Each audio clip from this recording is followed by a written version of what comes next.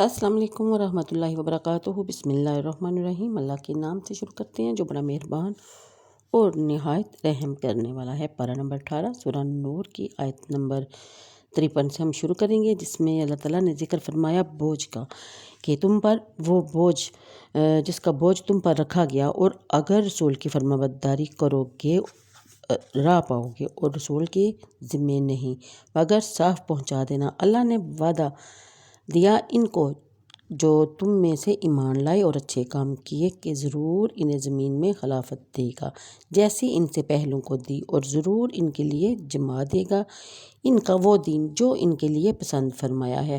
پھر بیان فرمایا جاتا ہے کہ اور ضرور ان کے اگلے خوف کے امن سے بدل دے گا۔ میری عبادت کریں، میرا شریک کسی کو نہ ٹھہرائیں، اور جو اس کے بعد ناشکری کرے تو وہی لوگ بے حکم ہیں۔ اور نماز برپا رکھو اور زکوٰۃ دو اور رسول کی فرمانبرداری کرو اس امید پر کہ تم پر رحم ہو۔ ہرگز کافروں کو خیال نہ کرنا کہ وہ کہیں کہ ہمارے قابو سے نکل جائے یہ زمینیں اور ان کا ٹھکانہ آگ ہے، اور ضرور کیا ہی برا انجام ہوگا ان کا، اے ایمان والو۔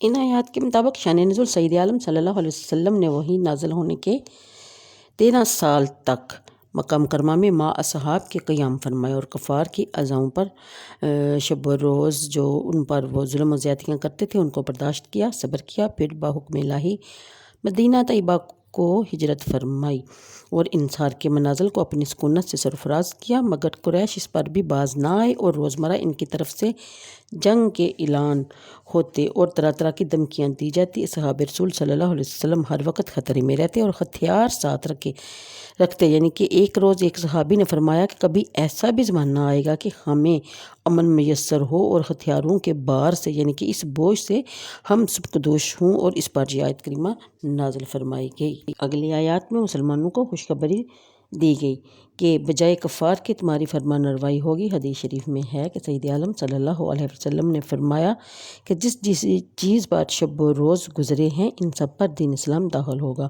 حضرت داؤد علیہ السلام اور سلیمان علیہ السلام اور جبابرہ مصر و شام کو ہلاک کر کے بنی اسرائیل کو خلافت دی اور ان ممالک پر ان کو مسلط کیا، یعنی دین اسلام کو تمام ادیان پر غالب فرمائے گا انشاءاللہ۔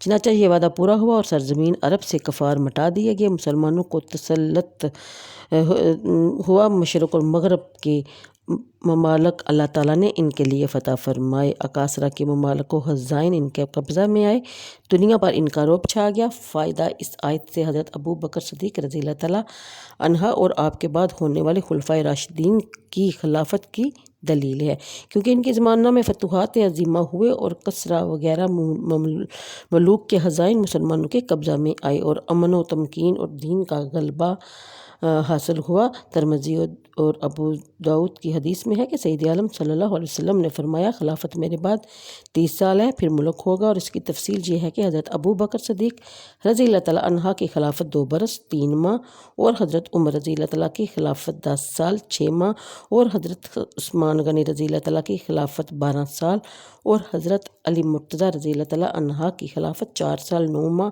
اور حضرت امام حسن رضی اللہ تعالیٰ عنہ کی خلافت 6 ماہ ہوئی۔ ان سب کو جمع کیا جائے تو 30 سال ہی ہوتے ہیں۔ اگلی آیت کے مطابق اور باندیاں۔ شان نزول حضرت ابن عباس رضی اللہ تعالیٰ عنہ سے مروی ہے کہ نبی کریم صلی اللہ علیہ وسلم نے ایک انصار غلام مدلج بن عمرو کو دوپہر کے وقت حضرت عمر رضی اللہ تعالیٰ عنہ کے بلانے کے لیے بھیجا۔ وہ غلام ویسے ہی حضرت عمر رضی اللہ تعالیٰ عنہ کے مکان میں چلا گیا، جبکہ حضرت عمر رضی اللہ تعالیٰ عنہ بے تکلف اپنے دولت سرائے میں تشریف فرما تھے۔ غلام کے اچانک چلے آنے سے آپ کے دل میں خیال ہوا کہ کاش غلاموں کو اجازت لے کر مکان میں داخل ہونے کا حکم ہوتا۔ اس پر یہ آیت کریمہ نازل ہوئی۔ آیت نمبر 57 کہ اے ایمان والو، چاہیے کہ تم سے اذن لیں تمہارے ہاتھ کے مال غلام، اور مجھے دیجیے اجازت، دعاؤں میں یاد رکھیے گا۔ ویڈیو اگر پسند آئے تو لائک اور شیئر کر دیا کیجیے صدقہ جاریہ سمجھ کر۔